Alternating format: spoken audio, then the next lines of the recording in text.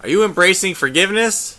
Grand Rising, my friends. Congratulations, you made it another day. My name is Mark Brown. I help men over 50 bounce back after loss, addiction, and setbacks using faith and simple tips, tricks, and tools that work if you apply them. So, today I want to talk about something I've talked about before that can feel very heavy, but it's also one of the most liberating acts that you can possibly do, not only for yourself, but for people around you. Forgiveness, right? Many of us, like myself, we've carried a lot of pain, guilt, regret, anything that you've done in the past. Forgiveness can feel actually impossible. And how do I know? Because I never thought I could forgive certain things in people or things in my life until I did, and it completely lifts things off your shoulders, right? And I've learned firsthand that forgiveness is it's not letting others off the hook either. It's about setting yourself free. Really, just that's what you got to get. And I recently did a video on this, and repetition is the mother of all learning. And I'm reiterating this because forgiveness is huge. And most recently, one of the biggest things that I've had to forgive. In my last video, I talked about my sister Jude, who passed away in the Rhode Island club fire, and I had to forgive all the band members, everything that had to involve in that. And that took me about 10 years. Now, this is not a good thing. I mean, once you practice it more and more, and you know the outcomes, because you can stay suffering as much as you want. And most recently, my other sister was passed away because of a medical practice that was a mistake.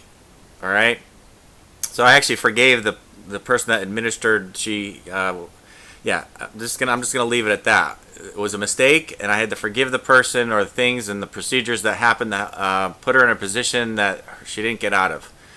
And we're all still going through all that. Doesn't mean I don't miss her deeply and all of these things, but it released the act of what happened, right?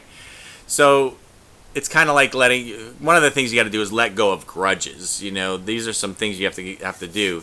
Holding on to resentment actually pushes the other person away, and it punishes yourself, it punishes the person, and they may well deserve it.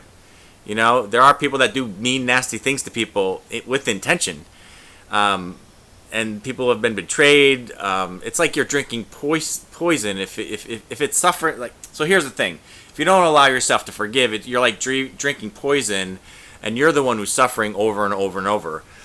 When you hold on to these grudges, you're the only one that's being weighed down, emotionally, spiritually, mentally, all of these things. And it's not about saying what happened was okay.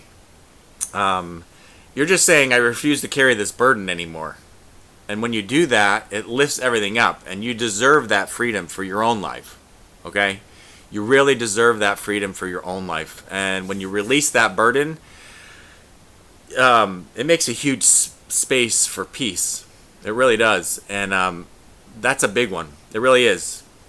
This one I have to take on a lot. We can all sit there and look in the mirror and say, oh my gosh, I can't believe you did this, you did that, you did this, you did this, that. How does that serve you, right? Listen, we've all made mistakes. You have to forgive yourself about things. If you replay the mistakes over and over, the bad choices over and over and over and over, you can't unsay it, and your subconscious doesn't know if you're kidding or not. But let me tell you something.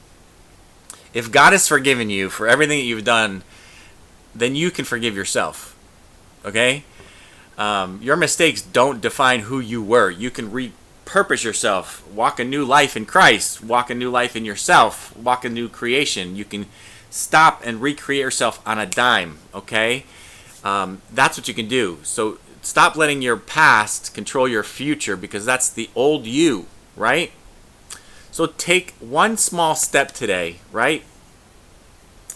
To forgive yourself. Get rid of the chains of shame, guilt, all of that. Get rid of them. Get rid of them. I promise you, you'll feel a lot better. Extend yourself with some grace. Give yourself some grace. Give some people some grace. We've all fallen short on a lot of things, okay? When we forgive others and yourself, you're not condoning their actions again. You're extending grace because we know what it's like. Because we've all needed grace in certain situations. We've all done some things wrong. We've all fallen short. We've all been hurt. We've all hurt others. Whether we meant to do it or not. That's the fact. I know I have. I know when I was going through, when you don't even know you're doing it. When I was drinking a lot, I didn't know how I thought everyone was doing what I did. And that wasn't true. It was a selfish act, and I have to forgive myself. I have to forgive myself for all the poor choices that put me in a position that I'm overcoming, right? If you constantly continue to beat yourself up, that's all you're going to get. So give yourself some grace. And even if the other person never apologizes to you, you can still set your own heart free. That's important. Again, you're not condoning what's happened to you. I know a lot of people out there have been hurt in many ways that I can't even imagine.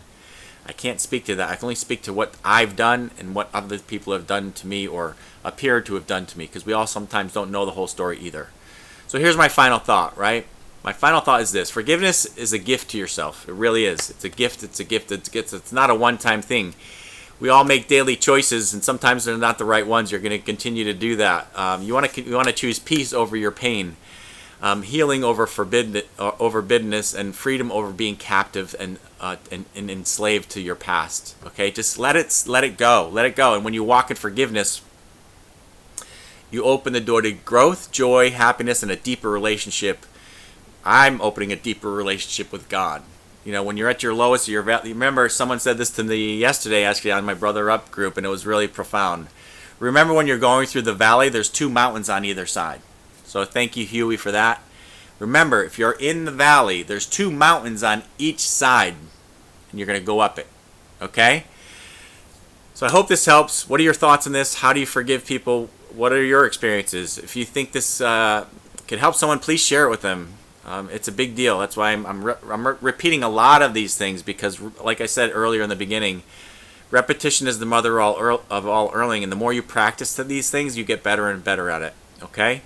So have an amazing day. I love you. You're worthy. Don't forget that. Someone's counting on you, and you're loved. All right?